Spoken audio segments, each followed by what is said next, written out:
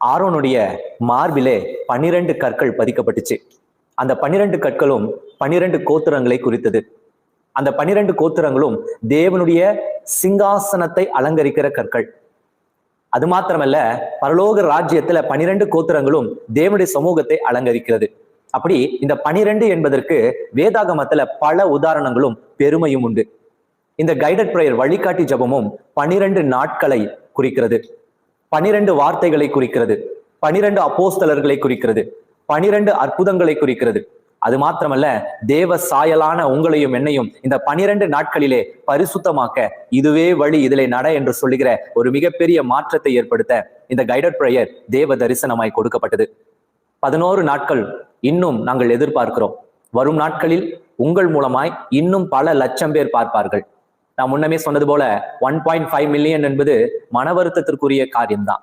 ஏனென்றால் தமிழ்நாட்டில் மாத்திரம் 34+ லட்சம் மக்கள் கிறிஸ்தவர்களா இருக்கும் பொழுது இது பெரிய விஷயம் இல்லை என்பது உங்களுக்கே புரியும். ஆனாலும் எழுப்புதல் என்பது, தேவனுடைய திட்டம் என்பது அவ்வளவு சீக்கிரமாய் பரப்பப்படாது, அவ்வளவு சீக்கிரமாய் சென்று சேராது, சென்று சேர விடாது. உண்மையுள்ள சத்தியங்கள் பாதி வழியிலேயே மறைக்கப்படும். உண்மையான வைராக்கியமான வார்த்தைகள் பாதி வழியிலேயே அது மறக்கடிக்கப்படும். அதுதான் பிசாசு.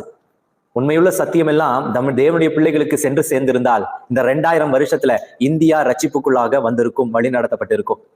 147 கோடி ஜனங்கள், அதுல 3 கோடி கிறிஸ்தவர்கள் இந்தியாவில் உண்டு என்று இந்தியன் கவர்மெண்ட் நமக்கு டேட்டா சொல்லுது. அப்படின்னா என்ன பாஸ்டர் அப்படின்னு நீங்க கேக்குறீங்களா?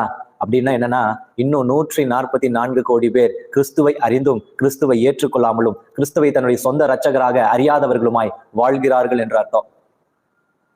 இன்றைக்கு இந்த பெரிய கூட்டத்துல ஒரு சின்ன புள்ளி போல கிறிஸ்தவர்களாய் நீங்களும் நானும் வாழ்ந்து கொண்டிருக்கும் பொழுது ஒருவேளை நம்முடைய மனதுக்குள்ள ஒரு எண்ணம் வரும், நம்முடைய நடவடிக்கைகளிலே அந்த எண்ணம் பிரதிபலிக்கும்.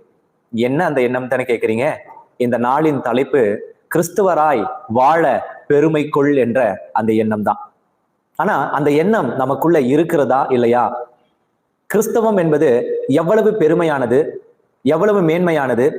மற்ற ஜனங்கள் நம்மை விட பெருகி பழுகி இருக்கிறதுனாலேயே, நாம சிறுமைப்பட்டு இருக்கிறதுனாலேயே இந்த கிறிஸ்துவத்தையும் கிறிஸ்தவன் கிறிஸ்தவள் என்று சொல்ல கூட நமக்கு பயமும் ஒரு நடுக்கமும் ஒரு அவமானமும் ஒரு அன்கம்ஃபர்டபுளும் ஏற்படுதா? இன்றைக்கு இந்த செய்தியை நீங்கள் பார்த்து கொண்டிருக்கும் பொழுது இதுதான் உங்கள் வாழ்நாளிலே கடைசியா இருக்கும் கிறிஸ்தவன் என்று சொல்ல வெட்கப்பட்ட நாளா? இனி உங்களுடைய சந்ததிகளிலே யாருமே இந்த செய்திக்கு பிறகு கிறிஸ்தவள் என்று எந்த இடத்திலுமே, எப்படிப்பட்ட இடத்திலுமே சொல்ல வெட்கப்பட மாட்டீங்க. இந்த